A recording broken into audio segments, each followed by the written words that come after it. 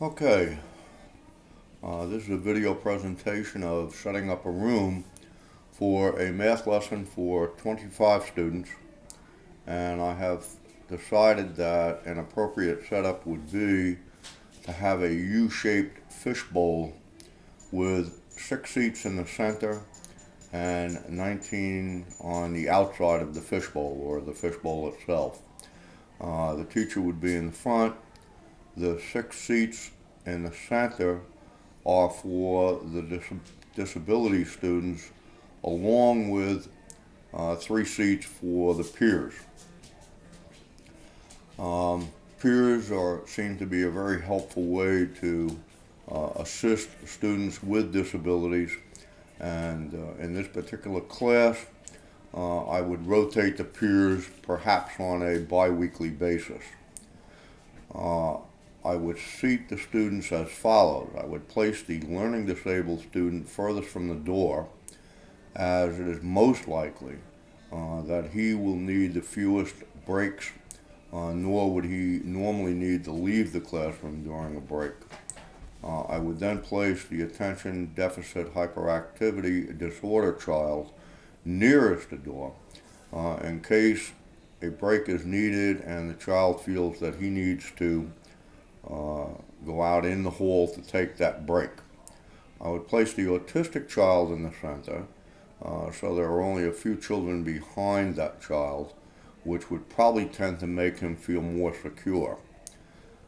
Accommodations and strategies for a math lesson would be quite important.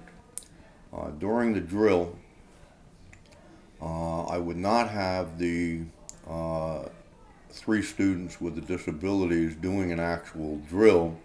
It's not an activity that I see as assisting them. And what I would do is I would hand out their graphic organizers, which should be individualized for them. In their graphic organizer, there should be a written lesson plan for the day, of course tailored to a student's activity, not the type of lesson plan that a teacher would use. We then would move into guided practice. During the guided practice, the use of a document camera as well as AV presentation material will help all the students in the classroom because it is differentiated instruction that appeals to a number of different learning preferences.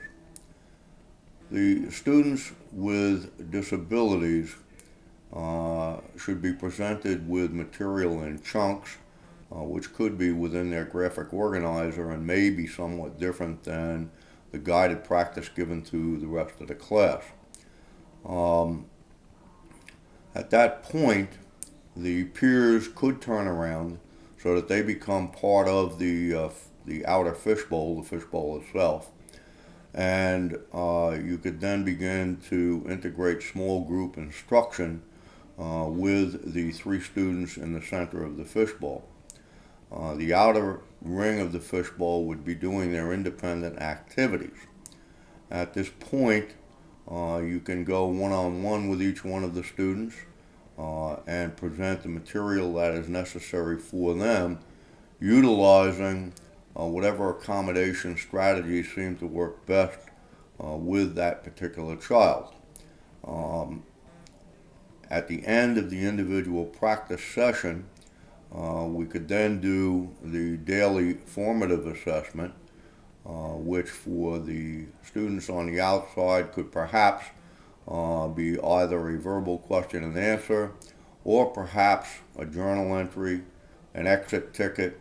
But for those students who are disabled, we would have to find what learning preference works best with each of them, and then it would probably be best to use that type of a learning preference with each one of those students. That is, if the student is a visual student, perhaps drawing a picture indicating what he learned from the lesson of that day.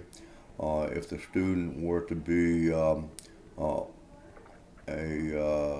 student who benefits from a reading strategy, then perhaps some form of exit ticket for that student, and so forth. This, of course, would be subject to change depending upon the progress that the various students would make.